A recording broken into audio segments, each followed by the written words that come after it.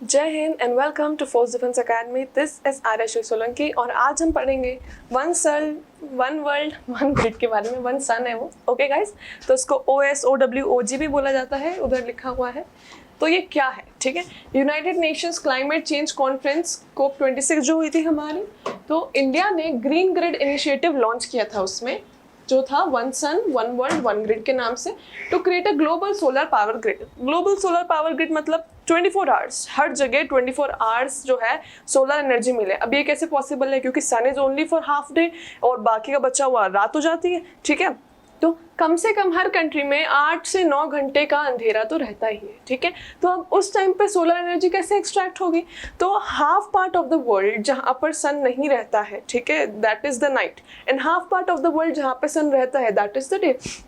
तो हम क्या कर सकते हैं, पूरा ग्लोबल पैनल ऐसा कंस्ट्रक्ट कर सकते हैं कि जहाँ पर नाइट है वहाँ पर भी सोलर एनर्जी का सप्लाई होता रहे उस सेक्शन से जहाँ पर अभी डे है, और बाद में जब वहाँ पर नाइट हो जाएगी तो इस सेक्शन से वहाँ पर सोलर एनर्जी सप्लाई होती रहेगी। इस हिसाब से, इस इनिशिएटिव से पूरे वर्ल्ड को, पूरे ग्लोब को 24 आवर्स जो है सोलर एनर्जी प्रोवाइड हो सकती है। And this is a renewable type of energy. तो कोई प्रॉब्लम भी नहीं है, कोई पॉल्यूशन भी नहीं है, कोई हमारा कार्बन भी नहीं बढ़ेगा, है ना, ऑल ऑफ दैट। तो हम डिटेल में डिस्कस करते हैं। OSOWOG project is a transnational electricity grid that allows the transmission of solar energy, ठीक है। Transmission of solar energy allow करता है जितने भी मेंबर कंट्रीज हैं उनमें।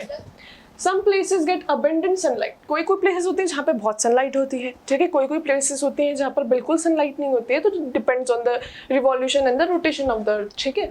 तो whereas some other places do not get much sunlight. अभी ग्लोबल सोलर पावर ग्रिड के मदद से 24 आवर एनर्जी सप्लाई प्रोवाइड हो सकती है हर जगह पर, जितने भी मेंबर कंट्रीज हैं उसकी वहाँ पर।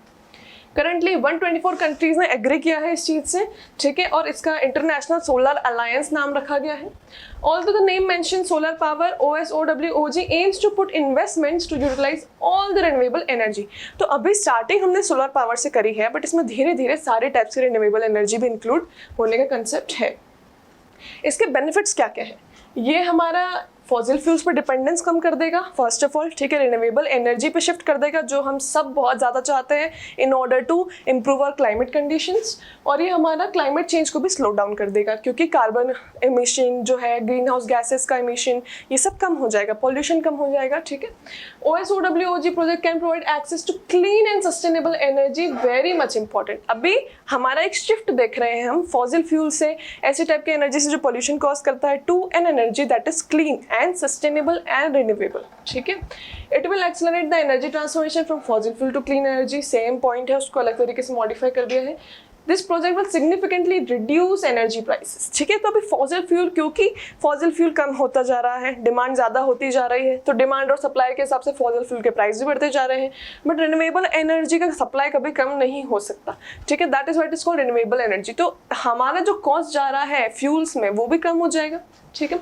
It will reduce the need for storing solar energy and save storage cost. तो स्टोरेज कॉस्ट भी बचेगी और ग्रीन जॉब्स बहुत सारी क्रिएट हो जाएगी, बहुत सारी एम्प्लॉयमेंट अपॉर्चुनिटीज क्रिएट होगी, और हमारा कार्बन फुटप्रिंट भी कम हो जाएगा। तो these are all the good points जो हमें इसकी तरफ थोड़ा सा बेंड कर रहे हैं, ठीक है। अब इसमें चैलेंजेस, देखो हर अच्छे काम में भी चैलेंजेस आते हैं, तो चैलेंजेस भी देखना जरूरी है।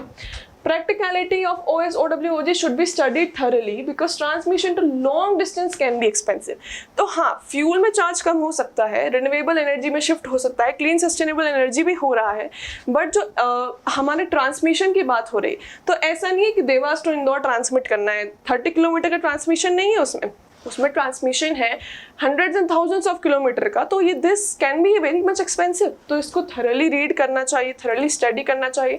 हालांकि we all have so much brain, first of all Indian brain is very much जुगाड़ू, तो इसका भी हम कुछ ना कुछ सस्ता जुगाड़ ले ही आएंगे, बट उसके लिए इसको थरली स्टडी करना बहुत ज़रूरी है।